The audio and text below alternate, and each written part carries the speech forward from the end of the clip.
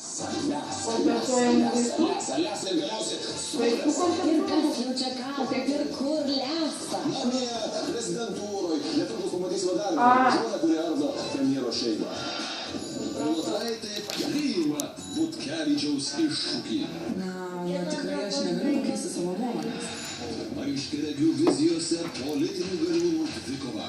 Už tai, kad nieko neparašo. Už tai, kad jeigu būtų, pavyzdžiui, nustatyta diagnozė, kad pasistas su skrandžiu kažkas, tai jau gal kompensuojamas kažkur susirašytų, jeigu ten kas yra išdulkais dalykai reakcijas. Kokie kataklizmai grėsia Lietuvai ir pasauliui Nu tai, reikia po trumpos. pasisimėti nėra.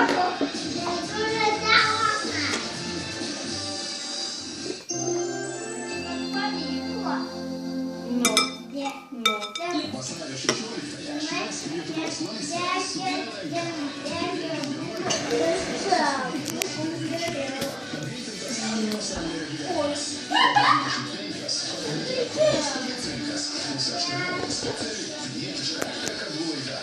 su šventinis koncertas tiesiogiai iš katedros aikštės.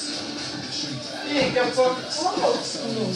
Nes jiem nepasakys, tai jie tau nepasakys. Su LNK. Kaip sakė Natašai Vakodovo, sakė, siūlė, grupų предлагают. Ну, что sakau, хорошо, žinai. Dabar jau sako, что с маслом. А то что, sakau, ну знаешь, что по операцию делали, кто было группа. Ну, наверное, нori, kad įdėtų į kišenę ir bus группа.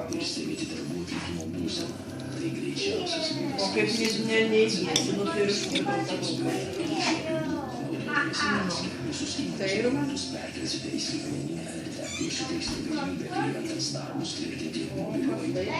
Galiausiai šis sprendimas yra pritaikomas prie jų esamų įmonės sistemų.